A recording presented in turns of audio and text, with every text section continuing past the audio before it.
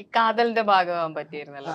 അപ്പം അതിന്റെ ഒരു ഓർമ്മ എങ്ങനെയാണ് ഷെയർ ചെയ്യാൻ പറ്റുക? ജിയോബിബി ലൈക് തലേദിവസം ഒന്ന് വരുന്ന അഭിനയിക്കോ എന്ന് വെച്ചാല് അത് ശരിക്കും പറഞ്ഞാല് നമ്മൾ ആ സമയത്തുള്ള ഇന്റർവ്യൂലൊക്കെ പറഞ്ഞിട്ടുണ്ട്, മമ്മൂക്കയെ പോലെ ഒരാള് അങ്ങനെ ഒരു റോള് ചെയ്യുക എന്നുള്ളത് എല്ലാവരും ഉറ്റുനോക്കി ഒന്നുകൂടിയായിരുന്നു. എങ്ങനെയായിരിക്കും അദ്ദേഹം അത് ഹാൻഡിൽ ചെയ്യുക എന്നുള്ളതായിരുന്നു എല്ലാവരും ആ സമയത്ത് കൂടി ചർച്ച ചെയ്യപ്പെട്ടത്. ശരിക്കും മമ്മൂക്ക അത് ചെയ്തതുകൊണ്ടും കുറെ കൂടി അത് ചർച്ച ചെയ്തു എന്ന് തോന്നുന്നില്ലേ?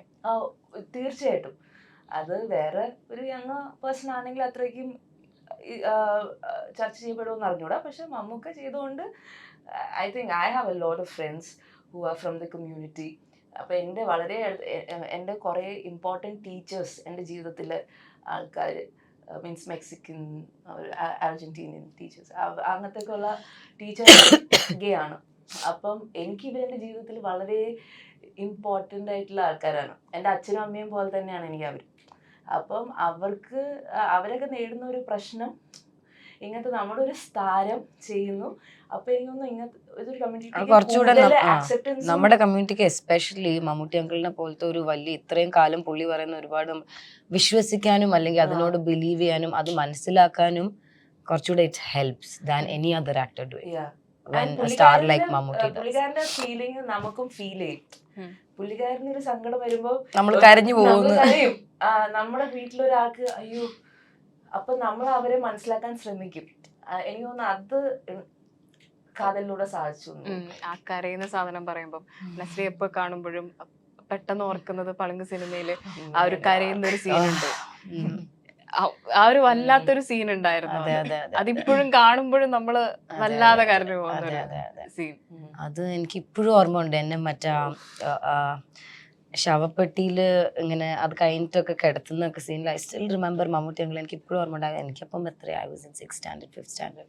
മമ്മൂട്ടി അങ്കിൾ ഭയങ്കര ഇതായിരുന്നു. പക്ഷേ അതിൽ വെന്റ് ഡോണം എന്നിട്ട് he use to hold my hand ഷോട്ടിന് മുമ്പ് വരെ ആക്ഷൻ പറയുമ്പോഴേ വിടൂ, എന്നിട്ട് ഉടനെ അത് മാറ്റിയിട്ട് എണീപ്പിക്കും.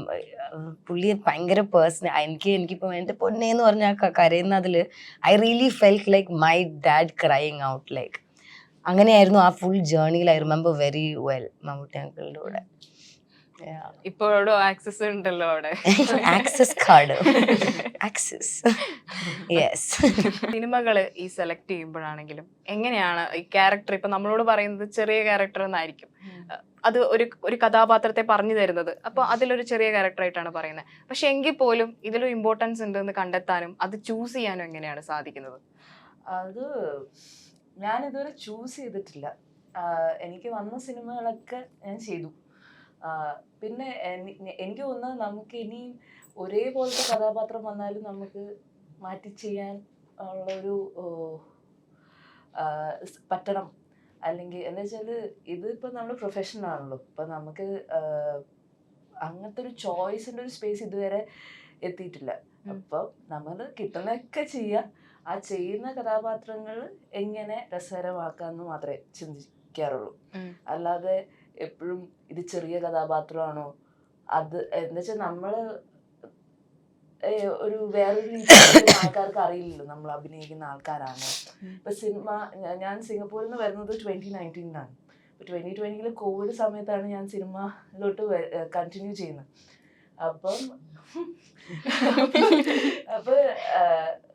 അപ്പൊ ഈ ഇവിടെ കൊച്ചിയിലെ സിനിമാക്കാരായിട്ട് എനിക്ക് കൊച്ചിയിൽ ഫ്രണ്ട്സ് പോലുമില്ല. ഞാൻ കൊച്ചിയിലെ സ്കൂൾ കാലം മൊത്തം ഇവിടെയാണ് വളർന്നത്. പക്ഷെ ആരും ഇല്ല.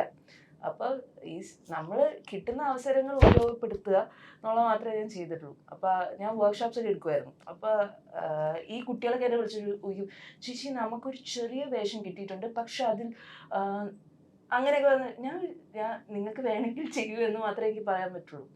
അപ്പൊ any opportunity can be into something. അപ്പൊ അത് ചെയ്യാൻ നമുക്ക് സ്കിൽ വേണം. അത് ഡെവലപ്പ് ചെയ്യേണ്ടത് നമ്മുടെ ഉത്തരവാദിത്വം. അതിന് എന്തൊക്കെ പണിയെടുക്കാൻ പറ്റുമോ അത് നമുക്ക് പണിയില്ലാത്ത സമയത്ത് എടുത്തുകൊണ്ടിരിക്കുക. അതാണ് എൻ്റെ ഒരു രീതി.